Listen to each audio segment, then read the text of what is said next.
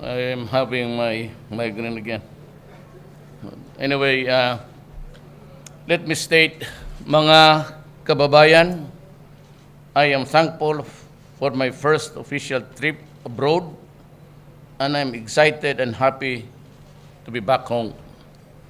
I visited Vientiane, Laos for the 28th and 29th ASEAN Summits and related summits, and Jakarta, Indonesia for the official visit. In both these trips, we were focused on our objective to advance the national interest of the Philippines and the Filipinos in the regional and world community. I engaged the leaders of ASEAN and its dialogue partners on important regional and international issues that impact on the peace, security, stability, and prosperity of our region. I expressed the Philippines' concern over the developments in South China Sea. I stressed our commitment to a peaceful settlement of disputes in accordance with international law, including UNCLOS. And I called on leaders to support individual and collective effort to bring security and stability in the South China Sea through a rules-based approach for resolving maritime disputes. There is serious concern in the region over terrorism and violent extremism. I thank our partners for their expressions of sympathy and solidarity over recent events in our country, and I urge leaders to redouble our cooperative efforts in order to address this menace. On the illicit drugs trade, I underscore the Philippines' grave concern over social illness that breeds corruption at the highest levels, tears apart the fabric of our society, and debases human dignity. I said our campaign against illegal drugs will be relentless, and it will be comprehensive, encompassing suppression, prosecution, and rehabilitation. All these measures are within the bounds of our laws.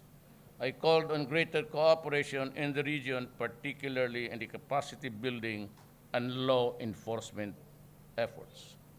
On behalf of the Filipino people, I accepted with great humility the chairmanship of ASEAN from Laos. Our chairmanship in 2017 coincides with the commemoration of ASEAN's 50 years of establishment. It will be an important leadership role for the Philippines and a vital opportunity to contribute to the building of a strong and resilient community. We announced the theme under our chairmanship, Partnering for Change, Engaging the World. With your help, mga kababayan ko, and the support of the ASEAN member states, dialogue partners, we hope to bring the change we want and need through our engagement with the world. I also took the opportunity to address the ASEAN Business and Investment Summit. My message was clear. The Philippines is open for business. My administration will do its part in providing the enabling environment for businesses to thrive and prosper, including micro, small, and medium enterprises. At the sidelines of the ASEAN Summit meetings, I had separate meetings with the leaders of Japan, Laos, New Zealand, Russia, Singapore, and Vietnam. I shared my vision for partnership based on mutual trust and respect. We identified ways to move relations forward, and I thank them for hosting the Filipino workers in their country. In Indonesia, I was welcomed by President Joko Widodo with a state visit. He accorded me the warmth and the hospitality befitting not only a friend but that of a brother.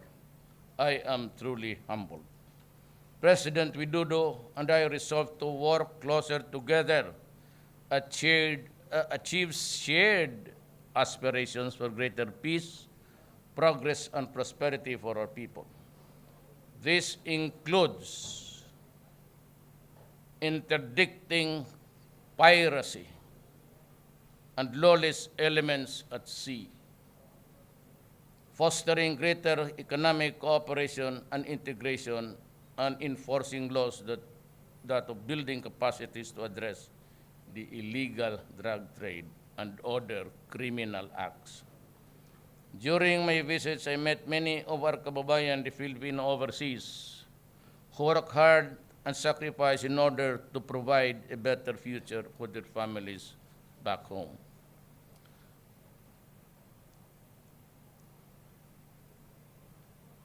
Thank you for your good work. Remember to my entourage that you contribute to the social economic development back home and your host country. Remember too that you represent for the foreigners overseas, that you be proud of the Philippines, to be a Filipino and remain respectful of the local laws and customs. My administration will work very hard to make sure that our economic opportunities will also be available at home. Our objective is to make working abroad an option and not a need. Let us work together to achieve this goal.